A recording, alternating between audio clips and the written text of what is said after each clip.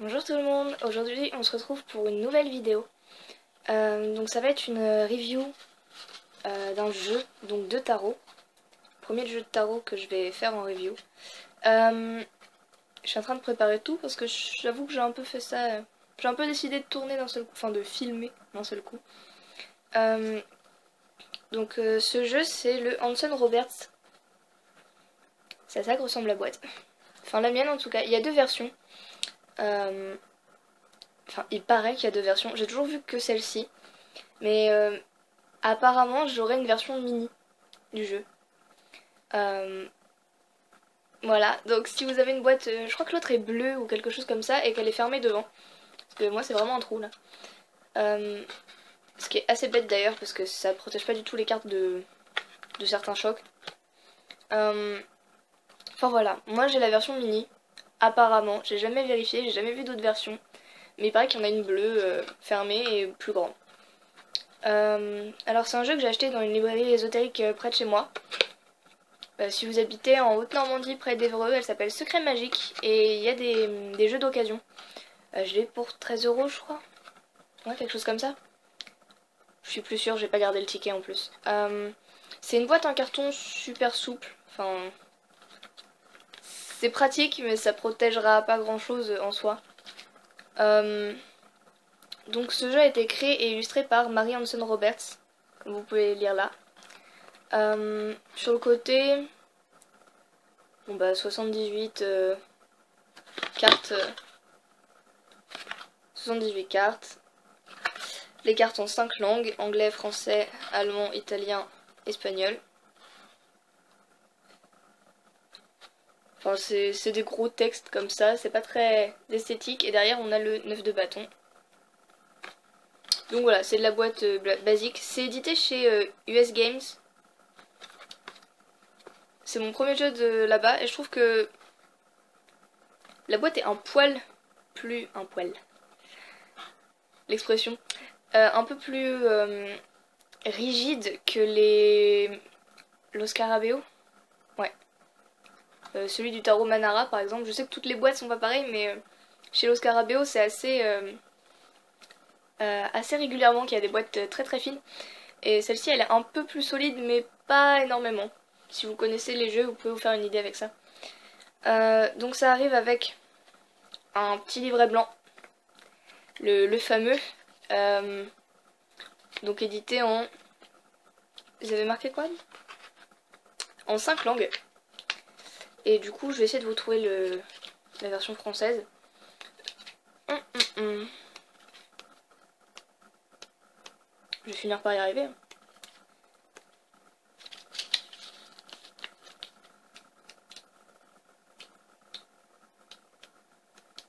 Tac.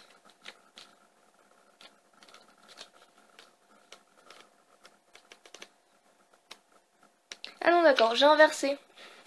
J'ai inversé avec le tarot Manara parce qu'en fait je me suis jamais servi de ce livret. Il est entièrement en anglais, donc il n'est pas en 5 langues.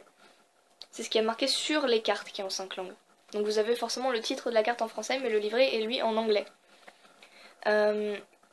Donc ça va pas déranger parce que ça apporte pas grand chose. C'est le petit livret blanc classique avec juste quelques mots-clés et c'est tout.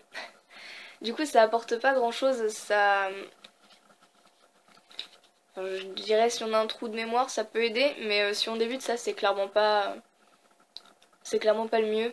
Et si on s'y connaît un minimum en tarot, c'est pas le genre de truc dont on a vraiment besoin. Du coup bon, les livrets blancs, j'ai jamais vraiment mis le nez dedans. Surtout que là c'est un jeu typique Rider-Waite. Du coup vous pouvez trouver des bons bouquins sur le Rider-Waite et adapter au Hanson Roberts très facilement. Du coup au final le livret blanc ne sert pas à grand chose et bah je sais pas, c'est un jeu assez classique dans sa manière d'être. Du coup on n'a pas... Il y a des jeux comme... Bah j'ai gardé le Manara en référence, c'est un tarot érotique. Donc le principe même du jeu, c'est que tout est tourné d'une manière... comment dire, c'est très rattaché au couple, à la sexualité, ce genre de choses. Et du coup, le symbolisme de certaines cartes et ce que veut dire certaines cartes, ça change totalement à cause du thème. Ce qui n'est pas du tout le cas avec Lawson Roberts parce que c'est juste un Rider-Waite classique. Du coup, les mots-clés, ça change pas tous les mots-clés des autres petits livres blancs des jeux typiques Rider-Waite. Ça vient avec 2 cartes. Une comme ça qui est très très belle. Et celle-ci. C'est des cartes un peu de décoration, mais comme l'avant, il y a un trou, ce que j'aime bien faire, c'est mettre une des deux devant. Ça permet un peu de décorer. Après, c'est pas très très utile. Là, vous voyez l'arrière des cartes. Donc bleu avec des espèces de petites arabesques. Elles peuvent se les retourner. Que ce soit un sens ou l'autre, ça change pas. Ce qui est plutôt pratique. Au niveau de la qualité des cartes, j'ai été assez étonnée parce qu'elles sont assez souples, mais je trouve ça plutôt... Enfin, c'est un jeu d'occasion et il est pas abîmé du tout. Les cartes, elles sont fines, souples, mais pas... Enfin, j'ai pas l'impression que le jeu va se détériorer rapidement. Après, il est pas forcément très vieux non plus. Je sais pas à qui il était avant, je sais pas ce qu'il a vécu, ça se trouve il a juste été sorti de sa boîte. Il y a 2-3 traces de stylo à certains endroits, mais c'est tout. Donc au final, je sais pas trop ce que ça vaut niveau qualité des cartes, mais moi ça m'a un peu surpris parce que c'était pas aussi fin que ce que pas aussi fin que ce que je pensais. Donc le jeu est fait comme ça. J'ai des mains assez petites, on va dire, et le jeu est tout petit. Ce qui est formidable, c'est que j'ai encore oublié de prendre quelque chose pour mesurer. Mhm.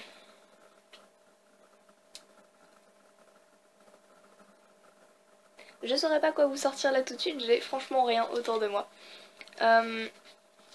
Alors, les cartes sont du coup petites, mais c'est le jeu qui m'a fait découvrir que ça c'était un format de carte que je manipulais très très bien. Je trouve que ça glisse très très bien, ça tient dans la paume en fait, et on n'a pas besoin de...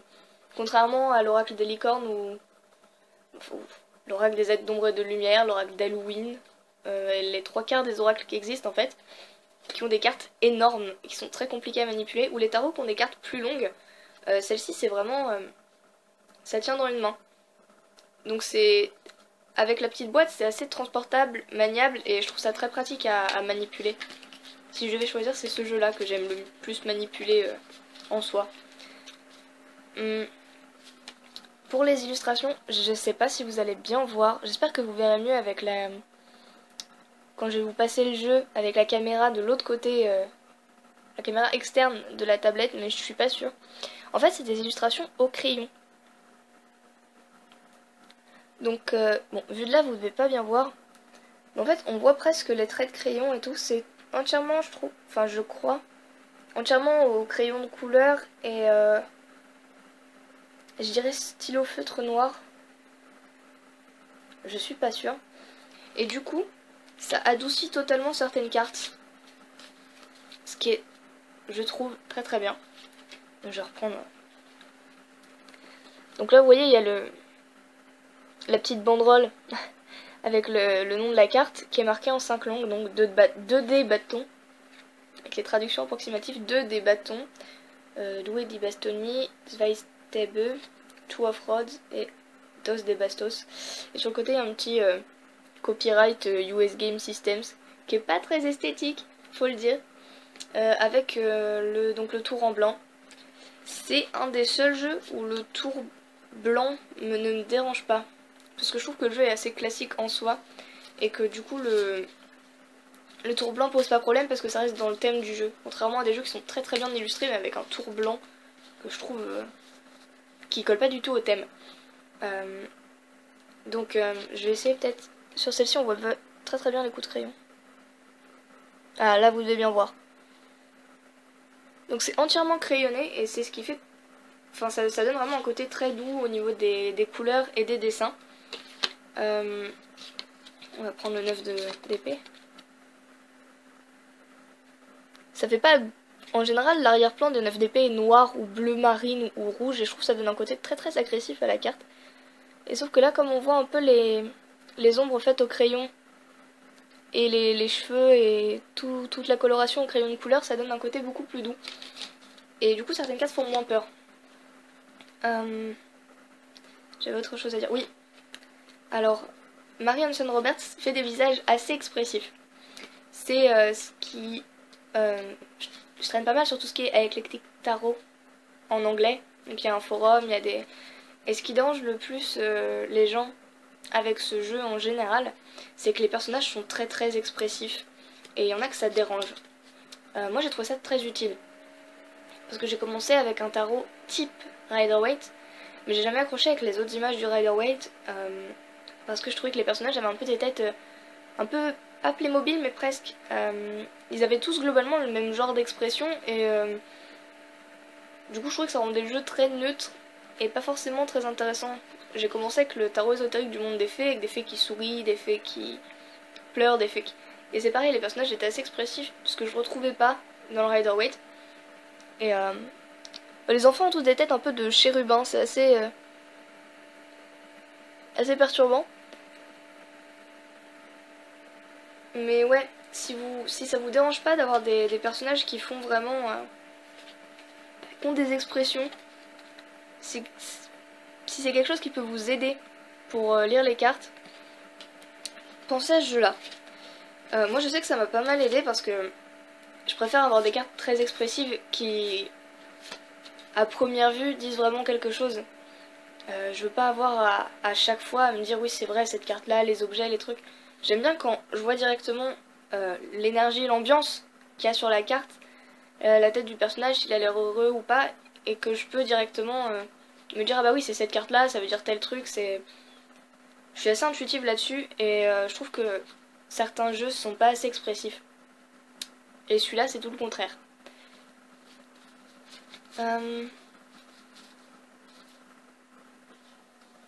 Bah sinon j'ai pas grand chose à dire, les cartes sont sublimes je trouve.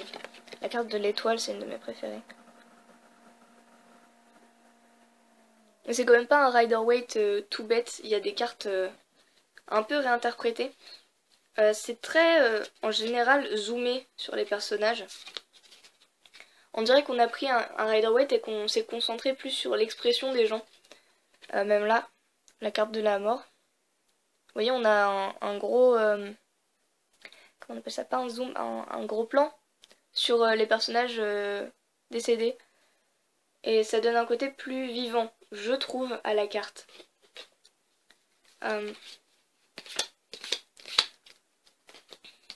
Carte de la lune qui est très belle aussi.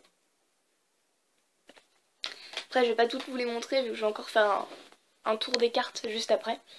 Mais voilà, je voulais vous le montrer. Je trouve qu'il est pas mal pour débuter. Parce qu'avec les côtés crayon de couleur, les personnages expressifs et la maniabilité, je trouve que c'est assez pratique à manipuler quand on débute. Quand on connaît pas encore les cartes, ou alors qu'on n'arrive pas à comprendre certaines cartes, certaines expressions de personnages. Je trouve que c'est vraiment... si on veut se lancer sur un Rider-Waite classique, enfin celui-là et le Morgan Greer, je trouve que c'est deux jeux qui changent du classique mais qui gardent bien les codes du Rider-Waite et qui du coup permettent d'avoir... de rentrer dans le Rider-Waite mais de manière moins froide, on va dire. Je sais pas si je suis compréhensible. Donc je le conseillerais aux débutants, mais avec un vrai bouquin sur le Rider-Waite, parce que c'est pas avec ça que vous allez vraiment comprendre les choses au début. Je trouve que les cartes se suffisent un peu à elles-mêmes. Avec l'expression des personnages, ce genre de choses, elles sont très parlantes toutes seules, mais si vous y connaissez pas du tout en tarot, évitez de vous reposer sur le petit livret blanc. Parce que je peux peut-être essayer de vous...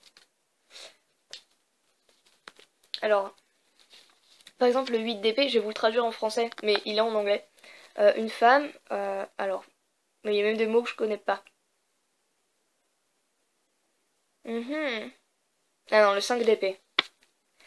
Le 5 d'épée. Un soldat regarde avec du dédain tous deux adversaires désarmés. Et après, il y a le message divinatoire. Conquête, défaite, destruction des autres, dégradation, l'adversarité. Je sais pas si c'est français. Révocation, l'infamie, le déshonneur. Et en inversé, il y a chance de perdre, la peur, la possible comment, malchance, séduction, autre. Enfin, il y a certains mots que je comprends pas, mais vous voyez, globalement, c'est ça pendant tout le livret. Des morceaux de mots, des morceaux de phrases, plus ou moins compréhensibles selon notre niveau d'anglais. J'ai un niveau assez scolaire, un bon niveau scolaire, mais assez scolaire, du coup il y a certains mots de vocabulaire que je comprends pas tout de suite. Et je trouve que ça suffit pas. Même s'il y a un petit truc, un truc inversé, truc divinatoire, une mini description de la carte, je trouve que c'est pas suffisant pour commencer avec. Et que du coup, il vaut mieux avoir un bon bouquin si c'est le jeu que vous choisissez en premier. Mais je pense que c'est valable avec les trois quarts des jeux qui ont le petit livret blanc. Je pense que c'est pas suffisant pour débuter. Donc voilà, comme vous voyez, hop, une carte devant et ça fait décoration. Ça se promène un peu dans la boîte, c'est mon seul souci avec ce jeu, sinon je le trouve très bien. Donc ce que j'aime bien, c'est la taille des cartes, les graphismes au crayon, le fait que les personnages, les visages des personnages soient très parlants, le zoom sur les personnages, les couleurs, parfois il y a des beaux dégradés au crayon, c'est très très beau. La petite taille du jeu qui permet de l'emporter partout, c'est typiquement le jeu que j'emmène tout le temps dans mon sac à main. Par contre, ce que j'aime pas, c'est le petit livret blanc. Le petit copyright US Games en bas à gauche des cartes, qui est assez moche. Et le fait que la boîte a beau être assez solide, voilà, elle est pas forcément... Faut faire quand même attention en la transportant. Et je pense que avoir une petite pochette, quelque chose, ce serait pas du luxe pour ce jeu. Donc voilà, c'est la review du Hanson Roberts Tarot. Et donc je vous retrouve juste après pour vous montrer toutes les cartes.